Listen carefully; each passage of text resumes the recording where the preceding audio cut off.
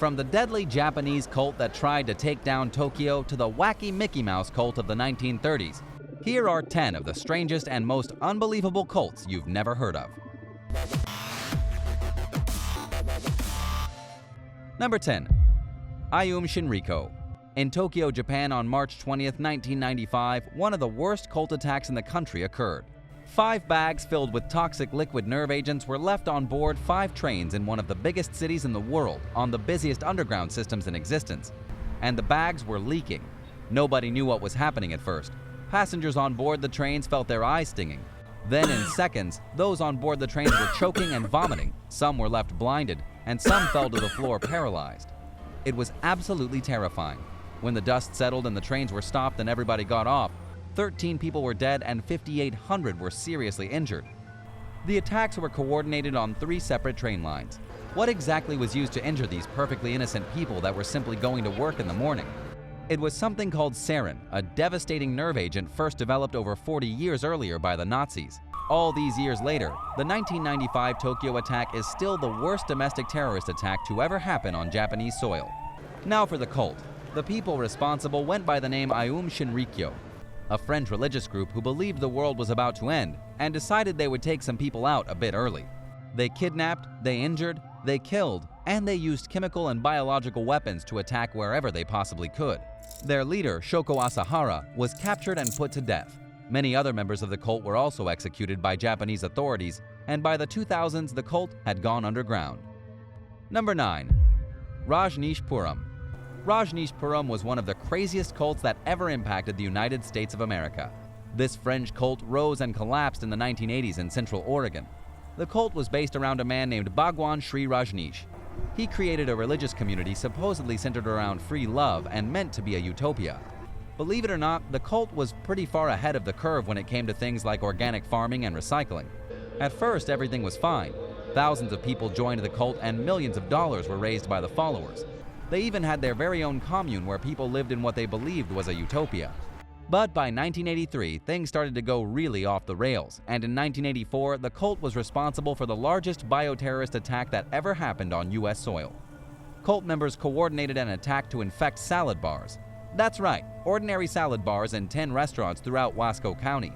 They infected the salad bars with salmonella in a bizarre attempt to incapacitate the voters in the city so that their own people could win the local elections. Nobody died from the poisoning, though at least 751 people were infected. A string of other crimes would ultimately bring the cult to its knees. There was immigration fraud, voting fraud, attempted murder, arson, and drug smuggling. Bhagwan Sri Rajneesh was forced to leave the US because of charges put against him, and his followers quickly abandoned the cult. The ranch they lived on was sold at auction in 1988 for $4.5 million. Number 8. Heaven's Gate. The cult of Heaven's Gate in the United States was the first of the modern era to use the internet to share their bizarre beliefs and to also make money from them. The cult was originally formed in the 1970s, but didn't really hit its stride for another 20 years. It was founded by Marshall Applewhite and Bonnie Nettles, who renamed themselves Bo and Peep. But just what did this weird cult believe in? Well, Applewhite told his followers that he was in fact the second coming of Jesus Christ and that God was an alien. The followers also believed they were living in the end of times and that they would probably have to battle demons before all was said and done. The cult didn't really do much except try to recruit more members and run around the country lecturing people about how UFOs were about to make contact with humans. They just drove around, recruited, and brainwashed people. The grand finale came in 1997. 39 members, including Applewhite, dressed themselves in tracksuits and sneakers and slurped up applesauce laced with vodka and poison. They then laid down, put bags over their heads, and died. The hope was that they would ascend to a spacecraft as it passed over Earth. Instead, aliens never showed up, the world didn't end, and they were buried in the ground. Number 7. AETHERIUS Society. The AETHERIUS Society started in the 1950s when an English taxi driver by the name of George King allegedly received a directive from outer space. Apparently, the dispatch from space convinced him to start this weird cult. It's a religious group whose main purpose is to communicate with aliens to better human society. The craziest part is that they're actually still around today. The AETHERIUS Society isn't dangerous, they don't practice hate, and they don't drink the Kool-Aid. Instead, they're a legitimately established religion. It's just that they believe in aliens and space people. Nobody knows exactly how many people are part of the AETHERIUS Society, but we do know that they have at least 35 centers spread across the 5 major continents. The AETHERIUS Society is an international community in full operation right now as you're watching this video. They don't threaten anybody, they're just a little strange. They try to send out spiritual energy to reach the aliens whom they wish to cooperate with out in the universe, whom they refer to as their cosmic masters. Number 6. Love Has Won. Love Has Won began roughly 15 years ago after a woman named Amy Carlson abandoned her family to pursue a life of teaching spiritual ascension to dedicated followers. Depending on who you ask, Amy Carlson is 19 billion years old. Also depending on who you ask, she birthed all of creation and has been reincarnated 534 times. Throughout these reincarnations, she lived briefly as Jesus Christ, Marilyn Monroe, and Cleopatra. You may be thinking to yourself, who in their right mind would believe such audacious claims? The answer is more than you'd expect. The cult didn't really do much. So far as anyone can gather, Amy Carlson was an alcoholic lunatic who demanded that her followers did whatever she said. She's also been accused of abusing the members of her cult, of which about 20 core members lived alongside her in a large house. To be completely honest, the group has done absolutely nothing of note except get kicked out of Hawaii for being crazy. The weirdest thing that happened so far came in 2021 when police in Colorado went to the house of the cult to make a wellness check. They found Amy Carlson dead, wrapped in a sleeping bag, coiled in Christmas lights, and her empty eye sockets filled with glitter. It was pretty nasty, and according to The Independent, 7 arrests were made and some people were charged with the abuse of a corpse.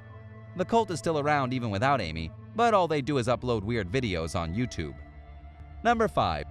The Anthill Kids. Roche Thoreau wanted to save himself and his dedicated followers from the incoming apocalypse. He was absolutely convinced that there would be a war between the forces of good and evil, and that it would eventually cause the complete collapse of the world as we know it. As a youngster, he converted to the Seventh-day Adventist Church. Then one day, he decided to form his own group. He named it the Anthill Kids, apparently because they were going to work hard just like ants. In 1977, the group formed a commune where they had planned to live free from sin and in perfect harmony. If this sounds familiar, that's because it's how every cult starts.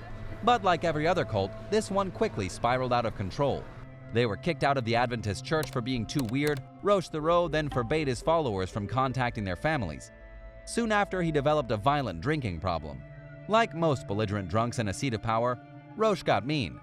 He would spy on his followers, hit them with belts and hammers, tie them up, and hang them from the ceiling, and it was even reported that he did things like, well, I can't really repeat that here.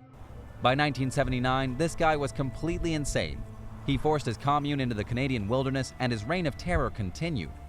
He gathered himself a group of dedicated women and fathered 26 children. At this point, it had nothing to do with religion. It became a kingdom of violence and abuse, as Roche forced members of his commune to break their own legs with sledgehammers, to eat each other's feces, and all kinds of really sick things. He ripped the teeth and limbs and fingers and toes off his own followers, even torturing them with a blowtorch. He also did horrible, truly unspeakable things to his own children. In the end, after killing multiple people, 2 of his own children, ripping someone's intestines out with his bare hands, using a blowtorch to disfigure someone, amputating a woman's arm with a hunting knife, then smashing in somebody's head with an axe, Roche was finally arrested and given life in prison. He was later murdered by an inmate. Number 4. The Fall River Cult. In 1979, a homeless girl named Doreen Levesque was found dead under the high school bleachers in Fall River, Massachusetts. She was only 17 years old. She was also found bound with fishing wire and her face caved in by a rock. At the time, there was a rumor that the girl's murder had ties to a satanic cult. The rumor was that the poor girl's soul was offered to the devil and that the leader of the terrifying cult was a sadistic pimp by the name of Carl Drew. Then 2 more young girls were killed and their bodies were discovered brutalized beyond recognition. Carl Drew was the main suspect, but the police didn't have much to go on. According to a former detective with the Fall River Police Department, there had been a lot of fear of Carl on the streets around the time. People were scared to speak out against him because he might seek retribution. Eventually, the police did have enough evidence collected, and they arrested Carl Drew and a man named Robin Murphy in connection with the murders, with Drew getting life in prison with no possibility of parole.